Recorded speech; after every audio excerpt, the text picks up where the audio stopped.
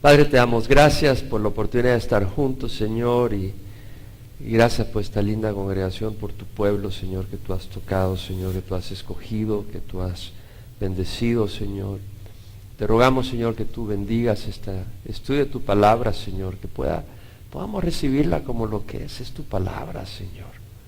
Son hechos históricos, son palabra de vida, Señor, y ayúdanos a recibirla y a que tú nos hables, nos ministres en las distintas áreas. Realmente, Señor, confiamos en ti, Señor, y confiamos en tu poder, Señor. En nombre de Jesús, amén. Se pueden sentar, mis hermanos. Estamos estudiando la segunda carta de Pablo a los Corintios.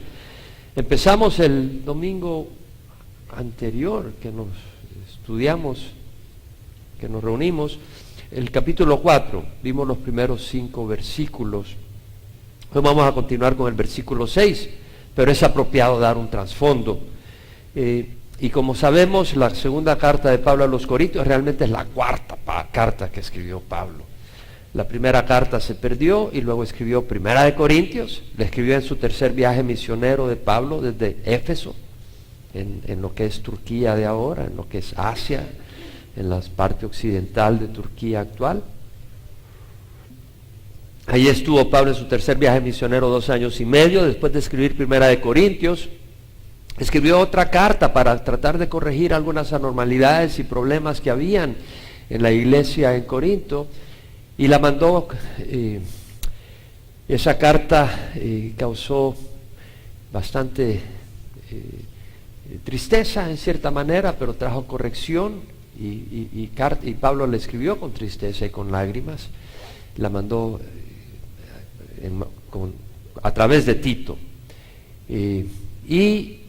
Pablo tuvo que salir corriendo de Éfeso debido al tumulto de los plateros. Se habían levantado contra él porque les había arruinado el negocio de idolatría, de ídolos. Entonces tuvo que salir huyendo. Llegó hacia Troas. Ahí no vio a Tito, estaba esperando ver a Tito, que hubiera venido de regreso de Corinto. No lo encontró, se asustó, se afligió, se fue hacia Macedonia, y en Macedonia Tito, regresando, encuentra a Pablo. Pablo ve a Tito y le trae buenas noticias, que la iglesia ha recibido bien la carta. Recibieron a Tito con temor y temblor, recibieron con cariño a Tito también, expresaron su amor hacia Pablo, su fidelidad hacia Pablo y su arrepentimiento. Y Pablo se gozó y dijo: gracias a Dios que en Cristo siempre nos lleva en triunfo, y por medio de nosotros manifiesta en todo lugar la fragancia de su conocimiento, porque fragante aroma de Cristo somos para Dios. Para unos olor de vida, para otros olor de muerte, para muerte. Y para estas cosas, ¿quién está capacitado? Porque no somos como muchos, dice Pablo, que comercian con la palabra de Dios, sino que con sinceridad, como de parte de Dios y delante de Dios, os hablamos en Cristo, expresa Pablo. Pero habiendo dicho eso, dice: bueno, no es que nos estemos recomendando a ustedes. Les dice Pablo: nosotros no necesitamos carta de recomendación como algunos que necesitan carta de recomendación. No necesitamos carta de recomendación de ustedes ni para ustedes. De hecho, ustedes son nuestra carta de recomendación. Es decir, si queremos tener recomendación, que la gente los vea a ustedes, que son un fruto de la obra de Dios. Ustedes son carta de Cristo servida a través de nosotros, no escrita con tinta, sino con el Espíritu del Dios vivo, y no en tablas de piedra, sino en corazones humanos, dice Pablo. En otras palabras, si alguien quiere ver que nosotros somos siervos legítimos de Dios, usados por Dios, que lo vean a ustedes. Ustedes son una obra realmente del poder de Dios. Y esa obra no es nuestra, sino que es Cristo, esa carta de Cristo. Sí, Dios nos ha usado a nosotros, y no ha sido con nuestro propio esfuerzo, sino que así como una carta necesita tinta, ha sido con el Espíritu de Dios vivo. Y así como en el Antiguo Testamento fue escrita la palabra en piedra, en las tablas de piedra, en este caso ha sido escrita en corazones humanos. Lo llevamos en el corazón, y en ustedes mismos Dios ha escrito en sus corazones la revelación, la verdad, el conocimiento del Señor. Y Pablo comparte eso, y luego dice: bueno, nuestro ministerio, Dios nos ha hecho, no es que ninguna suficiencia venga de nosotros, sino que viene de Dios, que nos hizo suficientes, como ministros de un nuevo pacto, no de la letra, sino del Espíritu, porque la letra mata, pero el Espíritu da vida, dice Pablo. Y entonces explica cómo el ministerio del Antiguo Testamento era de la ley, pero la ley nos salva, la ley lo que hace muestra nuestro pecado y nos hace correr hacia buscar un Salvador, porque no podemos cumplir la ley. El Antiguo Testamento, los judíos tenían que sacrificar animales todo el tiempo, porque el sacrificio era para cubrir los pecados, pero el hecho que tenían que hacer sacrificios todos los días y sacrificar animales indicaba que el sacrificio de animales no era la respuesta, apuntaba a un sacrificio único que tenía que haber, que era el del Hijo de Dios. Entonces Pablo dice, si el pacto antiguo tenía gloria, porque Moisés cuando bajó del monte Sinaí su rostro resplandecía, y cada vez que hablaba con Dios su rostro resplandecía, dice, si el ministerio de muerte tenía gloria, cuánto más el ministerio de vida. Si el ministerio de condenación, porque la ley nos condena, vino con gloria, cuánto más el ministerio de justicia, porque la fe en Jesucristo nos justifica, nos hace justos. Entonces Pablo habla como el ministerio anterior que se desvanecía, porque el resplandor de Moisés se desvanecía, y por eso él se ponía un velo para que no vieran que estaba desvaneciendo. Cada vez que iba a la presencia de Dios se quitaba el velo, hablaba con Dios, salía de la presencia de Dios, su rostro resplandecía, hablaba con los líderes y después se ponía el velo para que no vieran que ese resplandor se disminuía. Y Pablo dice, pero nosotros no, porque nosotros tenemos ahora un ministerio permanente. Aquel era un ministerio que iba desapareciendo, era temporal, pero el ministerio de Pablo es un ministerio más glorioso, es un ministerio permanente, y el ministerio que tenemos nosotros, y es un ministerio de vida, es un ministerio de justicia, y es un ministerio de transformación, es un ministerio de libertad. Pablo dijo, donde está el Espíritu del Señor hay libertad. Y nosotros todos, con el rostro descubierto, contemplando como en un espejo la gloria del Señor, estamos siendo transformados en su misma imagen, de gloria en gloria, como por el Señor el Espíritu. Es decir, Pablo estaba diciendo de que el cristiano no es que se cambia uno, sino que el Espíritu lo cambia.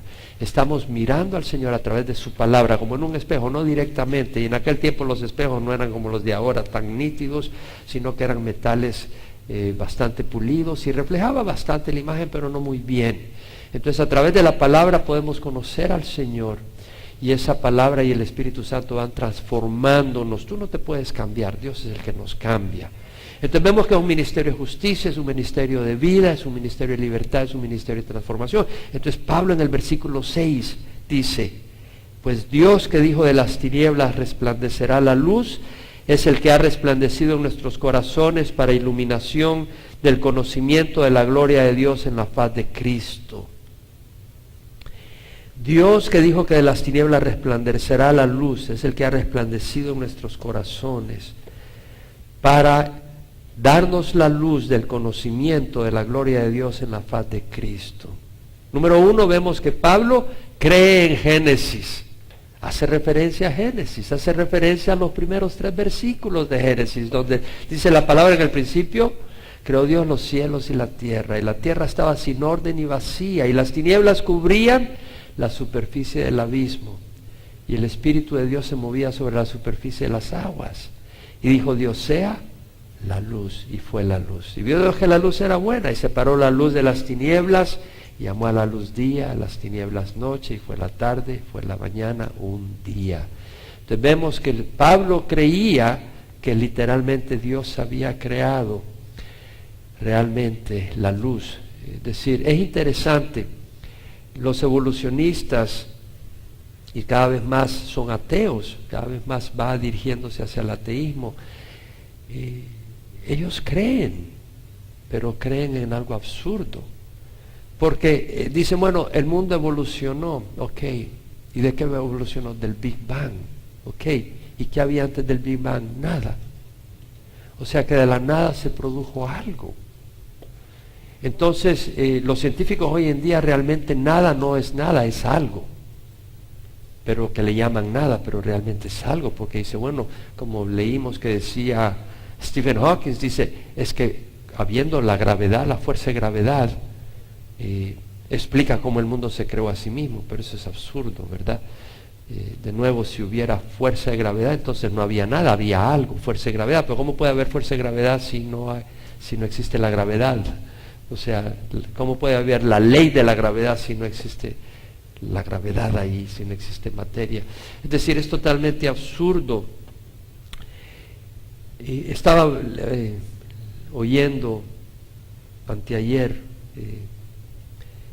a John Lennox, que le preguntó a Richard Dawkins, se burlaba de los cristianos y les dice: ¿quién creó a tu Dios, pues?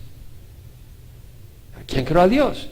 Entonces él le dice: ok, tú eres resultado del universo, de acuerdo a tu entendimiento, tú eres resultado de la materia a través de millones de años, entonces la materia te creó. ¿Quién creó a tu materia? Tu creador es la materia. ¿Quién creó a tu creador? Y cuando tú me contestes, yo voy a contestarle.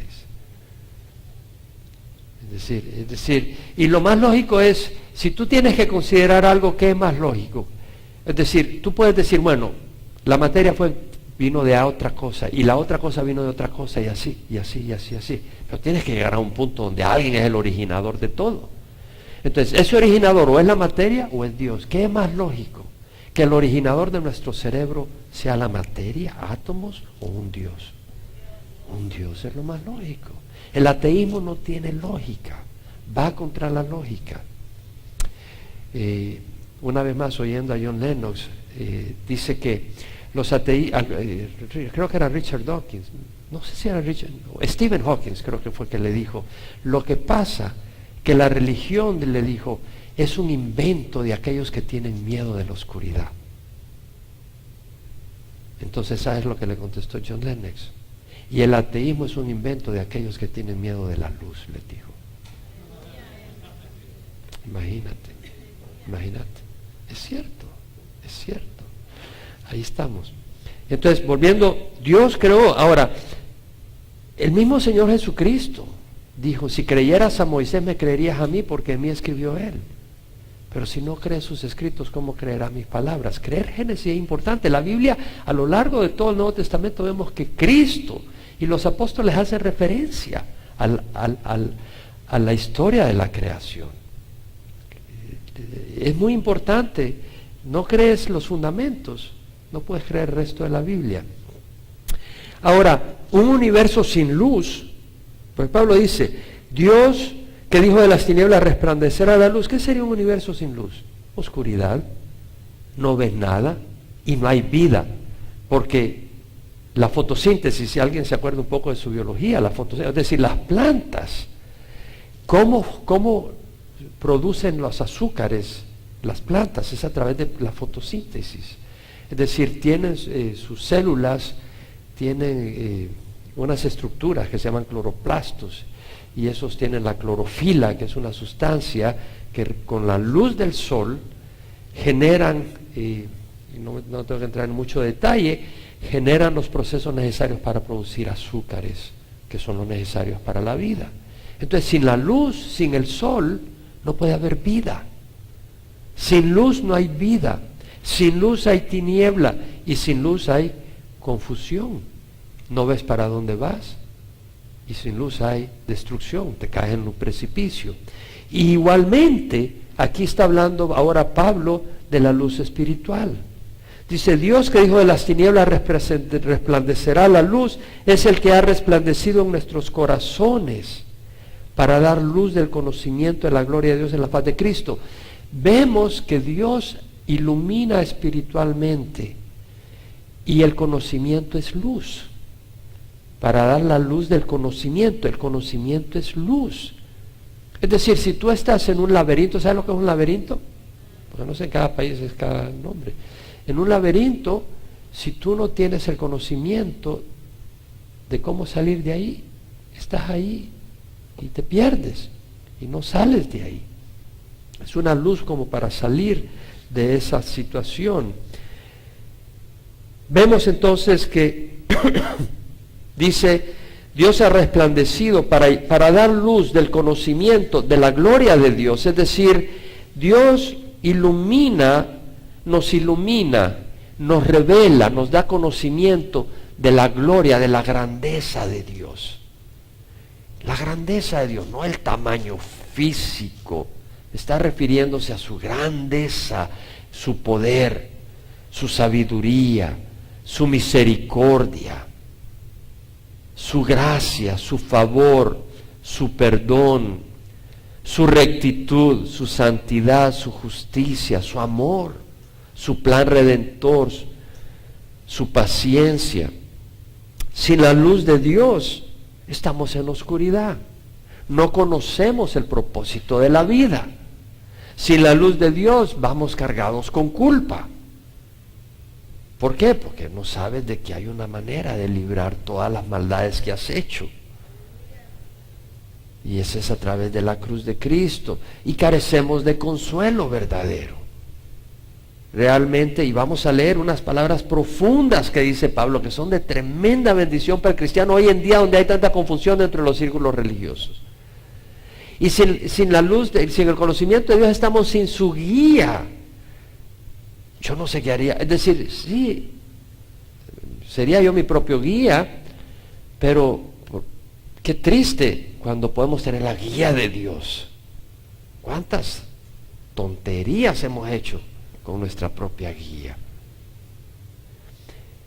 Carecemos de poder para vivir sin conocer a Dios, porque conocimiento es luz y es poder.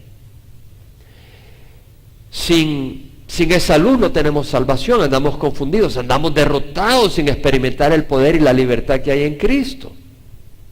Ahora mira lo que dice: el Dios que ha resplandecido en nuestros corazones para iluminar el conocimiento de la grandeza de Dios. ¿Y dónde está esa grandeza de Dios? ¿Dónde la vemos? En la faz de Cristo.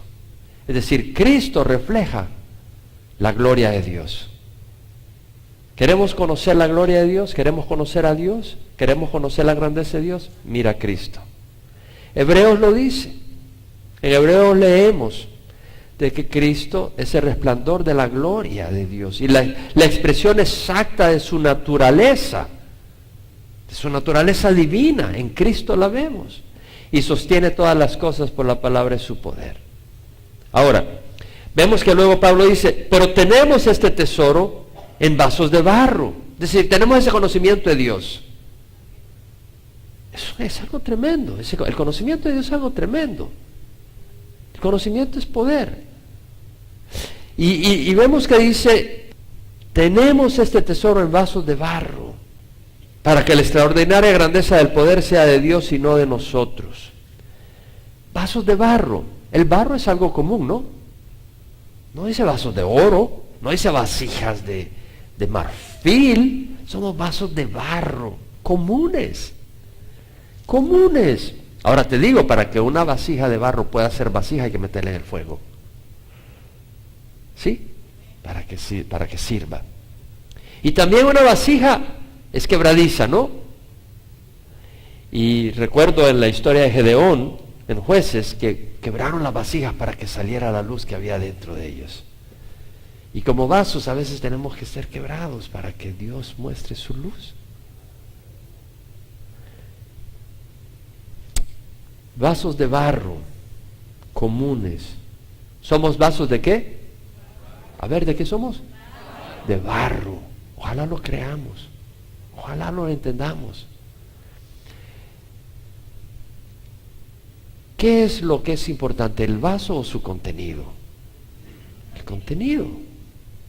Y el Señor nos llama vasos.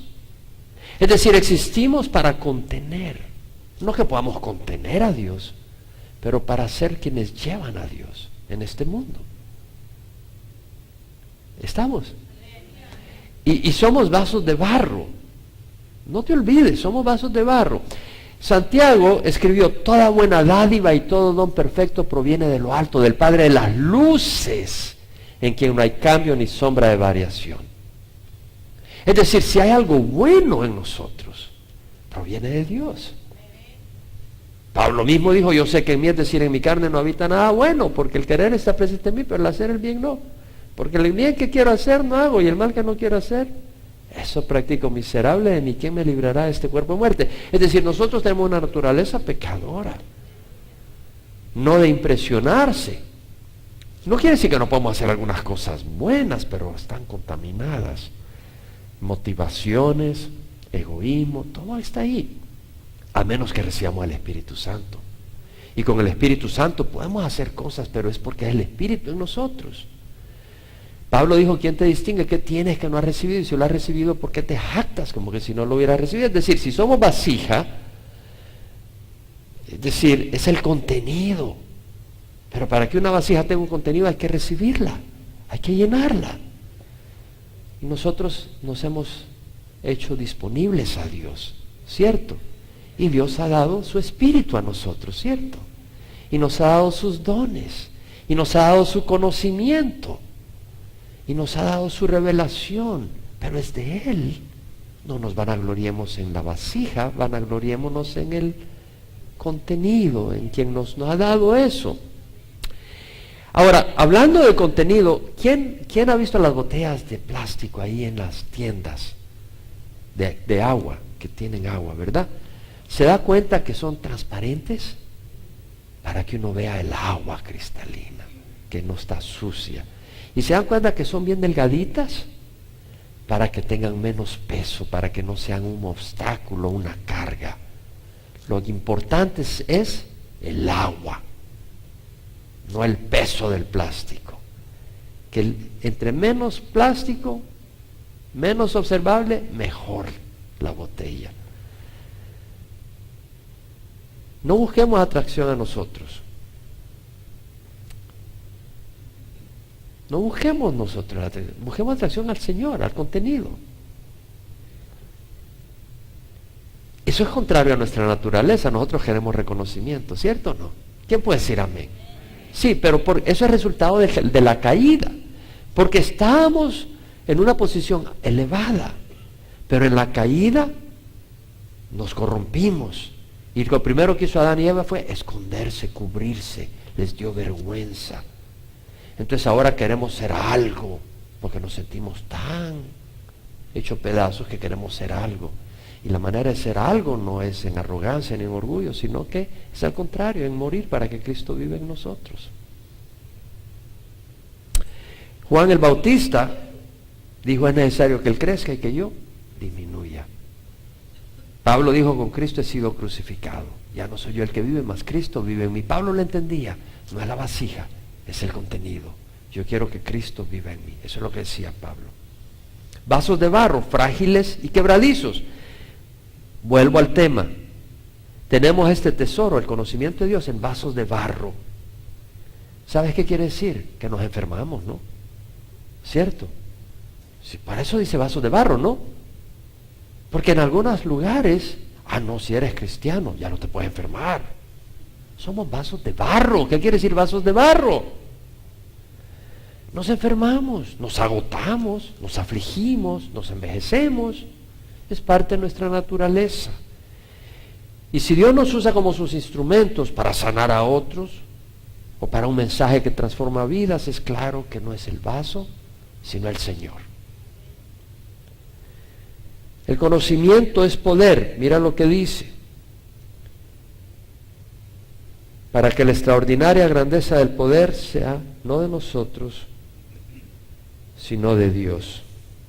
Tenemos este tesoro en vasos de barro para que la extraordinaria grandeza del poder sea de Dios, no de nosotros. Es decir, que sea obvio que no somos nosotros, sino que es Dios. Conocimiento. Vemos que Dios ha iluminado en nuestros corazones el conocimiento de la gloria de Dios. El conocimiento es poder, el conocimiento es luz y el conocimiento es poder. ¿Es poder? Sí. Pablo lo dijo, no me avergüenzo del Evangelio, pues es el poder de Dios para salvación de todo el que cree. Del judío primeramente y después del griego. Porque en el Evangelio la justicia de Dios se revela por fe y para fe. Tal como está escrito, el justo por la fe vivirá. La palabra de Dios es poder para vida eterna, es poder para justificarnos, es poder para libertarnos. Jesús le dijo a los judíos que habían creído en Él, si permanecen en mi palabra, son mis discípulos y conocerán la verdad, y la verdad los hará libres. Entonces vemos de que es poder para dar libertad. Y luego Pablo dice, me encantan estos versículos que dice Pablo, porque nos ayuda a aclarar las cosas en estos días de tanta confusión. Afligidos en todo, pero no agobiados, perplejos, pero no desesperados, perseguidos, pero no abandonados, derribados pero no destruidos. Y ahora lo vamos a llevar al español, porque algunas de estas palabras no las encuentro. Sí está en el español, pero las vamos a desmenuzar un poco. Pablo dice afligidos en todo. Me voy a la New American Standard, la English Standard Version, dicen afflicted in every way. Afflicted, afligidos. Pero la New King James y la New International Version dicen hard pressed in every side. Oh, eso lo entiendo mejor. Hard pressed, presionado, como cuando estás presionando algo. Hard pressed. Me siento presionado por cada lado. Y la palabra en el griego, tlibo, quiere decir trouble, es un verbo, quiere decir trouble, o sea, dar problema. Afflict, traer aflicción. Narrow, angostura, hacer angosto. De manera que es como que si estás caminando en el camino y de repente el camino es ancho, pero de repente se va haciendo más angosto y todo el mundo está apretando y ya no pueden ni respirar. Estás presionado por todos lados, es angosta la cosa, el camino es angosto. Y significa presionar, hacer presión contra algo, una vía angosta, presionante. Pablo está diciendo, afligidos en todo, pero no agobiados. Afligidos en todo. ¡Wow! Algunos lugares no se predica eso, que el cristianismo trae aflicción. Trae aflicción. Me llama la atención algunas cosas que voy a decir ahorita. Jesús dijo estas cosas, os he hablado para que en mí tengáis paz. En este mundo tenéis tribulación, pero confiad, yo he vencido al mundo. ¿Ves que dice el Señor, estas cosas os he hablado para que en mí tengáis paz? En este mundo tenéis tribulación. El Señor nos está diciendo que va a haber tribulación, pero confiad, yo he vencido al mundo. Es decir, yo estoy por encima de las tribulaciones. Yo estoy por encima del mundo. Yo estoy para ayudarte, para controlar estas cosas. No están sobre ti. Es como cuando estás en el agua, en el mar, y viene una ola y te da vuelta, ¿verdad? ¿Quién te ha pasado eso? Y viene una ola y te da vuelta. No, el Señor está por encima de esas cosas. Y Él está a la par nuestra. Pero el Señor dice, estas cosas os he hablado para que en mí tengáis paz. La paz no es en las circunstancias, es en el Señor. A través de la palabra. Estas cosas os he hablado, dice. Estas cosas os he hablado para que en mí tengáis paz. La paz se encuentra en Jesús a través de su palabra. ¿Lo vemos? Es a través de su palabra, en Jesús, no en las circunstancias. Y luego me llamó la atención porque esta palabra aparece en otra parte que me sorprendió y no me sorprendió. ¿En dónde? En Mateo 7, 13, 14, donde el Señor dice, entrad por la puerta estrecha, porque ancha es la puerta y amplia la senda que lleva a la perdición, y muchos son los que entran por ella. Pero estrecha es la puerta y angosta la senda que lleva a la vida, y pocos son las que la hallan. Estrecha es la puerta y angosta la senda que lleva a la vida. La palabra angosta es slivo, la misma palabra. Angostura, presión. Afligidos en todo, pero no agobiados. La palabra afligidos es la misma que usa el Señor para decir angosta la senda que lleva a la vida. Es decir, el camino del cristiano tiene angostura. ¿Sí? Hay aflicción.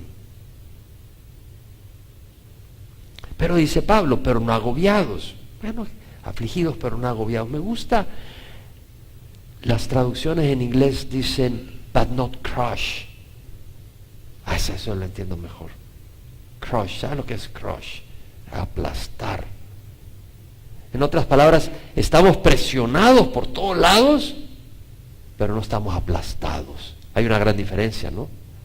Hay una gran diferencia. Presionados fuertemente, pero no aplastados. Es decir, Dios permite aflicciones, pero no más allá de cierto límite. Dios no va a permitir que seamos aplastados. Pablo en 1 Corintios dijo, no os ha sobrevenido ninguna tentación que no sea común a los hombres, y fiel es Dios que no permitirá que vosotros seáis tentados más allá de lo que podáis soportar, sino que con la tentación proveerá también la vía de escape, a fin de que podáis resistirla. Entonces Dios permite aflicciones fuertes, presiones, pero si la carga es mayor y Él no te está dando ese espíritu para soportarla, esa carga no es de Dios. Tú misma te la estás poniendo en tu necedad. Ah, no, pero es que yo quiero tener este trabajo, son 23 horas al día que tengo que trabajar, pero voy a tener una casa en Newport Beach. Pero ¿quién te puso esa carga, 23 horas de trabajo? Es que quiero tener una carga en una casa en Newport Beach de 3 pisos, con ascensor, y con vista al mar, y con un telescopio de esos mayores que el del Monte Palomar, para ver las estrellas. Pero esa carga no viene de Dios. Y te está aplastando. Sí, pero es que porque soy cristiano. No es porque soy cristiano, sos necio, que estás ahí embebido en algo que Dios no te ha puesto que hagas. Pero Dios no nos pone una carga que nos aplasta, sino que nos ayudará a salir. Y Pablo dice, afligidos en todo, pero no agobiados. Y luego dice, perplejos, pero no desesperados. Perplejo. Todas las traducciones en inglés que vi dicen perplex. Perplejo. Perplejo quiere decir asombrado. O sea, Pablo dice, me quedé asombrado de tanto golpe por todo lado, dice Pablo. Las luchas y los ataques son tan diversos, los instrumentos que puede usar el enemigo, nos agarra por aquí, nos agarra por allá, las estrategias, qué cosa, dice Pablo. Me he quedado perplejo. Dice, perplejos, pero no desesperados. La palabra desesperar, unas traducciones, not in despair, no en desesperación, otras, not despairing, no desesperándome. La palabra significa estar desesperado, es decir, abandonar toda esperanza. La palabra se usa en 2 lugares, una acá, perplejos pero no desesperados, y otra donde Pablo dice que está desesperado. Me pareció contradicción, y no la hay. En 2 Corintios 1:8 Pablo dice, no queremos que ignoréis, hermanos, acerca de nuestra aflicción sufrida en Asia, porque fuimos abrumados sobremanera, más allá de nuestras fuerzas, de modo que hasta perdimos la esperanza de salir con vida. Ahí usa esa palabra, desesperado, es la misma palabra. Perdimos la esperanza de salir con vida. Tenemos que entender. Pablo perdió la esperanza de salir con vida en Asia, pero no perdió la esperanza en Dios. ¿Por qué? Porque la muerte para el cristiano no es el fin. Pablo dijo, Señor, bueno, creo que de aquí no la hacemos. Pierdo la esperanza que de aquí salgo con vida, pero Señor, tú me vas a recibir en gloria. Es decir, para el cristiano la muerte no es el fin. Y para el cristiano la muerte no es tan mala. ¿Por qué? Porque a través de ello pasamos a la presencia de Dios. Y descansamos de las luchas, de las angustias, de los problemas, de las aflicciones. Podemos perder la esperanza de salir con vida. Podemos perder la esperanza de continuar en el trabajo que tenemos ahora, pero no quiere decir que vamos a perder la esperanza en Dios. Ahora, si tu trabajo es tu obsesión, pierdes el trabajo, perdiste la esperanza en Dios, porque tu trabajo está por encima de tu Dios. Pero si tu Dios está por encima de todas tus circunstancias, tú puedes perder la esperanza de un trabajo, puedes perder la esperanza de salir con vida, pero no pierdes la esperanza en Dios. Amén. Veamos la diferencia. Entonces Pablo dice, perplejos pero no desesperados. Veamos la vida de Pablo, perseguidos pero no abandonados. Perseguido, la palabra quiere decir eso, perseguido. Dolo quiere decir perseguir, sufrir persecución. También quiere decir, en su significado, molestar, hostigar, asediar, darle problemas a alguien y maltratar a alguien, porque estás persiguiéndolo por alguna causa. Es decir, tú puedes perseguir a alguien no necesariamente corriendo detrás de esa persona, pero haciendo la vida de miseria para que esa persona se vaya, o para destruir a esa persona, es una persecución, y eso se llama persecución. Bueno, te aviso que Pablo dijo perseguidos, pero no abandonados. Yo creo que en algunos lugares esa palabra como que no existe. En algunos lugares se predica que todo es felicidad y aplauso y dinero, pero Pablo aquí habla de perseguidos. El Señor fue perseguido, Pablo fue perseguido, los apóstoles fueron perseguidos, y la Biblia dice, todos los que quieren vivir piadosamente, no dice así nomás, en Cristo Jesús serán perseguidos.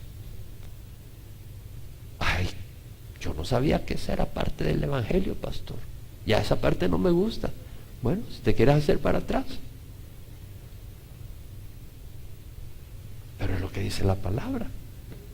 Jesús dijo, os mando que os améis los unos a los otros. Si el mundo os odia, sabed que me ha odiado a mí antes que a vosotros.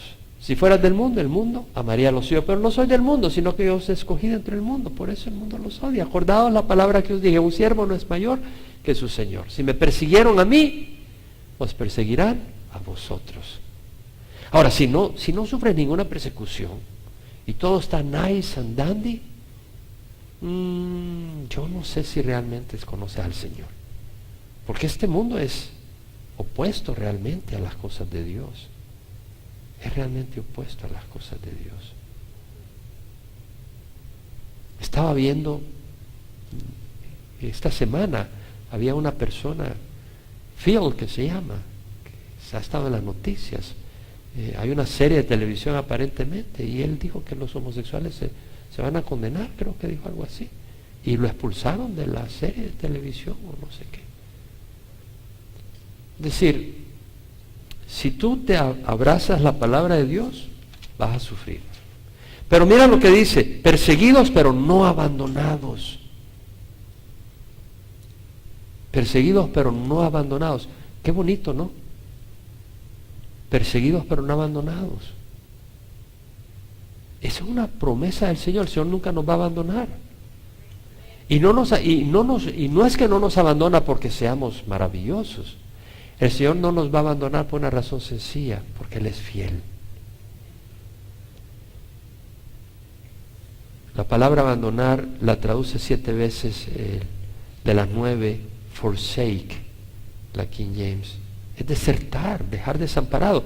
El Señor no nos va a dejar desamparado. Él dijo, yo estoy con vosotros todos los días hasta el fin de los tiempos. Hay un versículo que el Señor me ministró mucho hace años, fue en el 88.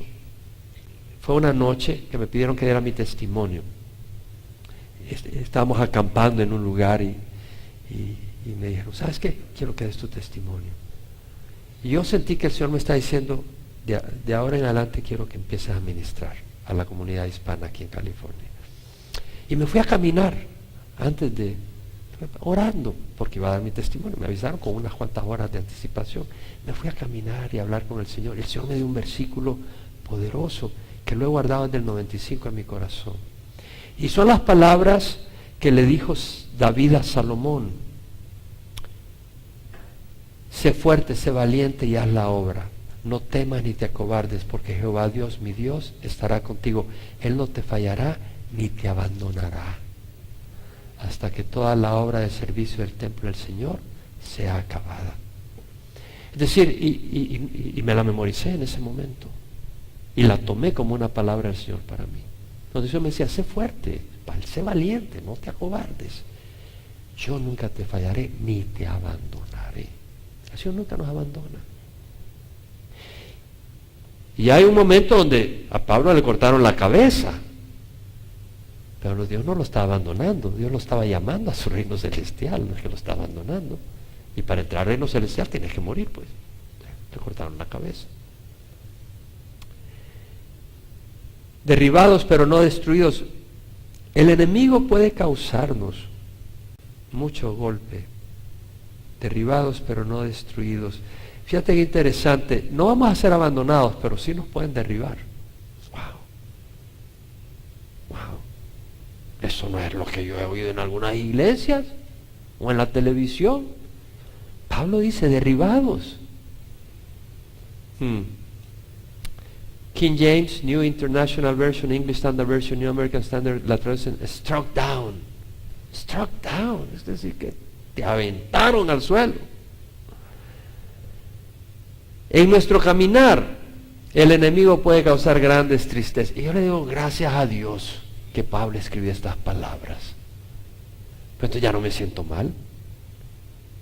Porque si tú pasas oyendo muchas veces cosas que oyes en la radio, en la televisión, si te sientes derribado, tú eres el fracasado, tú eres el culpable.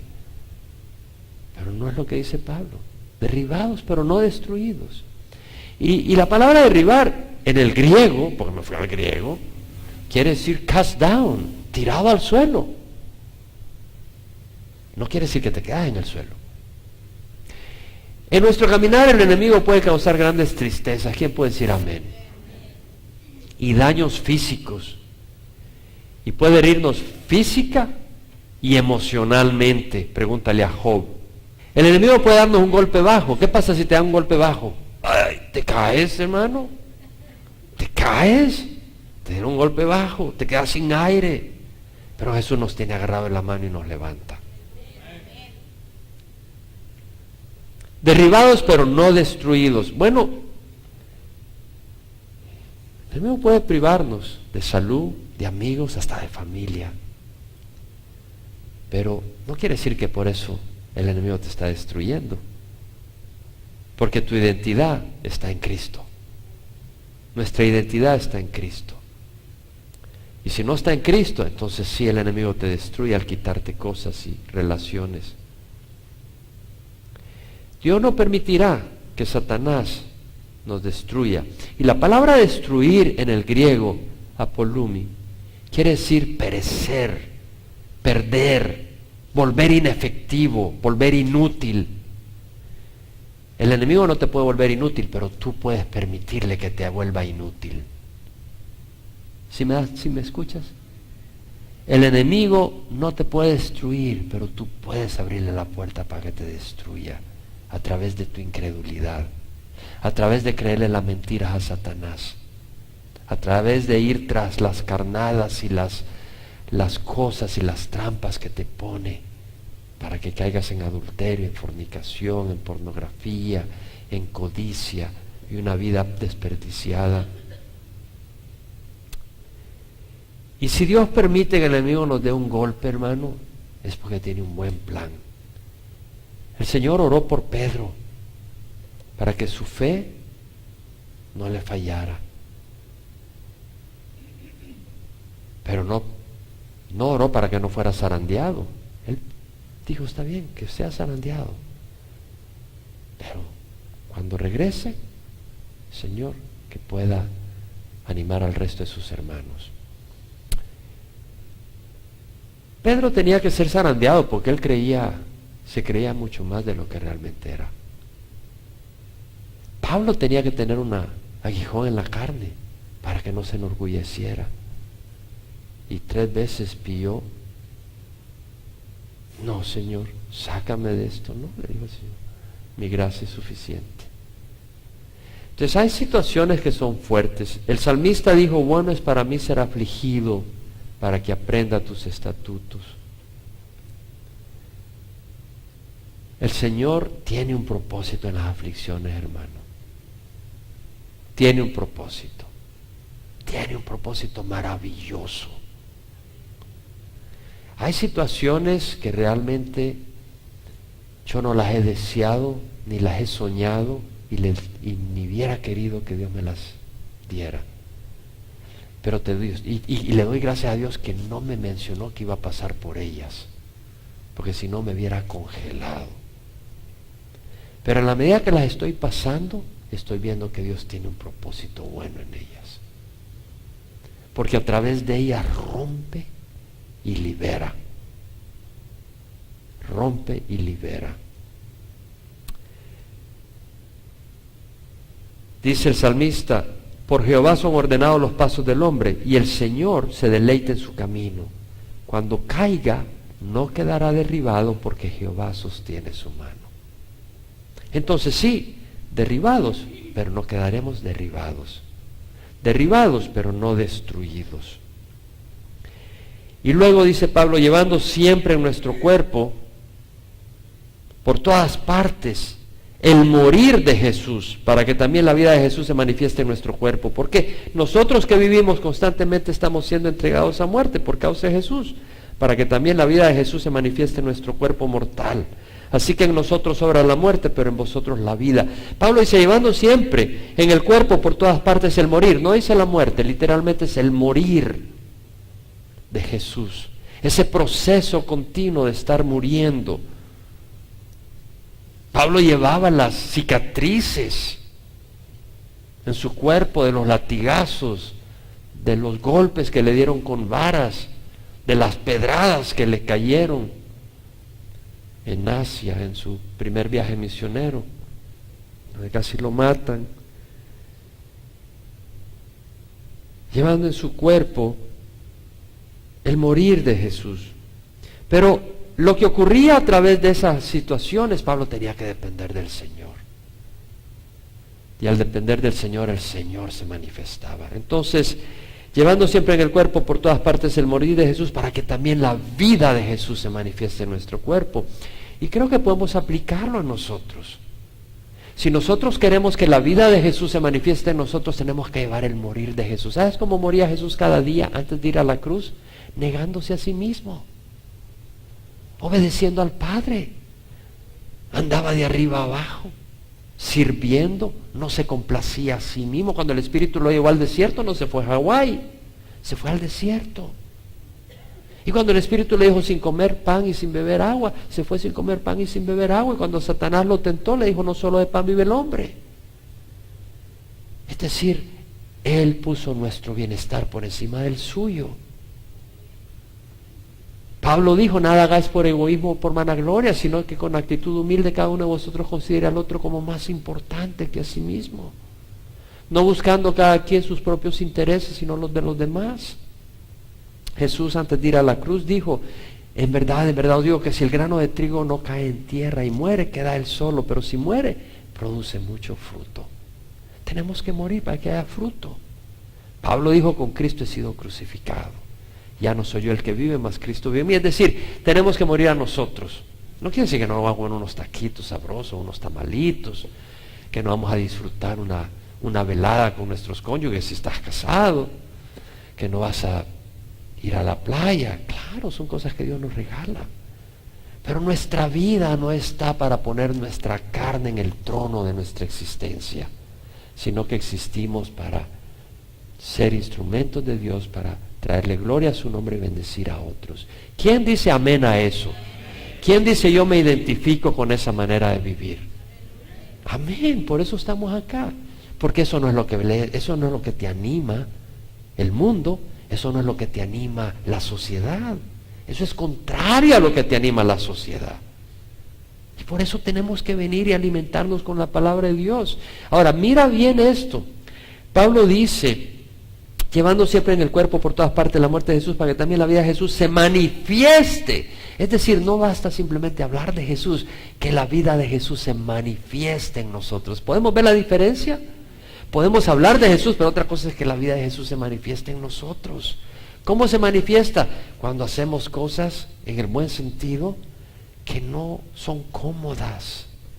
Cuando tomamos decisiones por el bienestar de otros, aunque nos cueste y nos duela.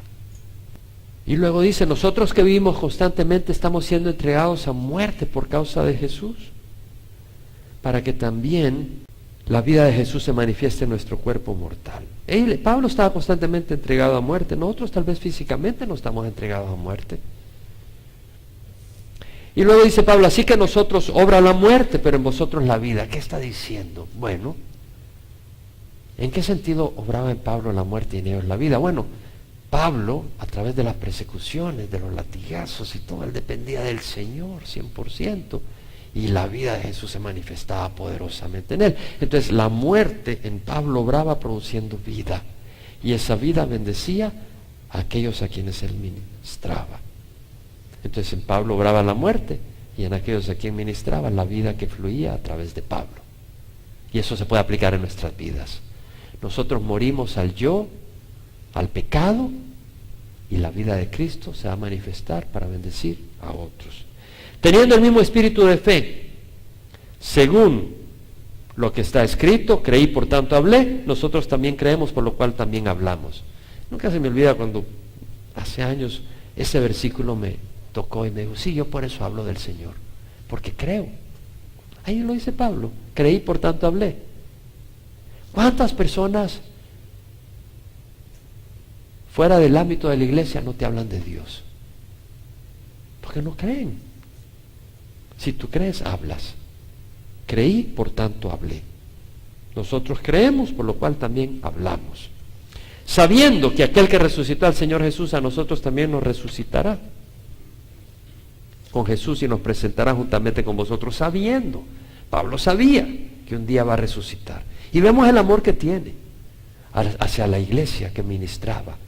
Dice, y nos resucitará con Jesús y nos presentará juntamente con vosotros. Es decir, Pablo veía el día en que él un día va a resucitar y va a resucitar con la iglesia que le ha ministrado. Lo veía como con alegría, ¿no? Pero todo esto es por vosotros. La palabra amor no es amor, sino por causa de vosotros realmente. Pero todo esto es por vosotros, dice versículo 15. Para que la gracia que se esté extendiendo por medio de muchos haga que las acciones de gracias abunden para la gloria de Dios. Es decir, Pablo está diciendo, todo este sufrir, todo este morir es para ustedes, para que Dios se manifieste en sus vidas. Y muchos reciben la gracia de Dios y reciben la salvación. Y a través de ese ministerio, por la fe, muchos están recibiendo grandes favores. Y al recibir esos grandes favores, ¿a quién le dan la gloria? A Dios. Entonces dice, para que las acciones de gracias abunden para la gloria de Dios. Afligidos en todo, pero no agobiados. Perplejos, pero no desesperados. Perseguidos, pero no abandonados. Derribados, pero no destruidos. No estamos aplastados. No perdemos la esperanza, no somos abandonados y no seremos destruidos. Amén. Pongamos nuestra vida en perspectiva. ¿Podemos decir perspectiva? Perspectiva. Vamos a cerrar los ojos y apagar la luz. Padre, te doy gracias por tu palabra, Señor, porque tú eres bueno, tú eres fiel y verdadero. Te doy gracias, Señor, porque tu palabra es vida, es verdad, es guía, es luz, es dirección. Señor, a mí me encanta tu palabra, Señor, yo la comparto, yo quisiera y quiero y deseo, y es mi plan y mi deseo que mis hermanos la reciban con ese gozo, con esa hambre, con esa sed, con ese entendimiento y aún más, Señor, de lo que es tu palabra. Es vida, es luz. Y Señor, si hay alguien acá que no te conoce, no conoce el propósito de su vida, tú dijiste que de la tiniebla resplandezca la luz y tú quieres resplandecer tu luz en ellos para que te conozcan. Si hay alguien acá que no te conoce, Señor, que no conoce el propósito de su vida, que cree que todo es comer, dormir, buscar algunos placeres y luego morir como un gusano y se acabó todo. No es cierto, Señor. Si hay alguien acá o por internet o posteriormente que vea el DVD o en el salón familiar, no te ha recibido, Señor, hoy tócalo. Y hoy te hablo a ti si tú no tienes a Jesús, si tú no conoces. Tal vez has oído hablar de Jesús, pero no lo conoces. Tal vez hoy en esta época navideña que realmente puedas celebrar el nacimiento de Jesús. Él no es una figura simplemente cultural. Él es el Dios del universo que vino a morir en la cruz para pagar por nuestros pecados. Hoy te invito a que recibas a Jesús y tu vida va a cambiar. Sí, te lo garantizo. Te lo garantizo y va a cambiar para bien. Una de las cosas más importantes es que vas a cambiar de dirección. Vas hacia el infierno, vas a ir al cielo. No lo digo yo, lo dice el Señor. Entrad por la puerta estrecha, porque amplia es la puerta y ancha la senda que lleva a la perdición, y muchos son los que entran por ella. Pero estrecha es la puerta y angosta la senda que lleva a la vida, y pocos son los que la hallan. Hoy te invito a que recibas a Jesús. Ora conmigo. Padre, te ruego perdón por mis pecados. Quiero caminar en rectitud. Dame tu espíritu para poder hacerlo. Creo que Jesús murió en la cruz y creo que resucitó. Te pido perdón por mis pecados y confío que el sacrificio de Jesús, su sangre derramada, es un pago precioso y suficiente por mis pecados. Y hoy lo recibo en mi vida como mi buen pastor, mi Señor, mi guía, mi Dios y mi Salvador. En nombre de Jesús.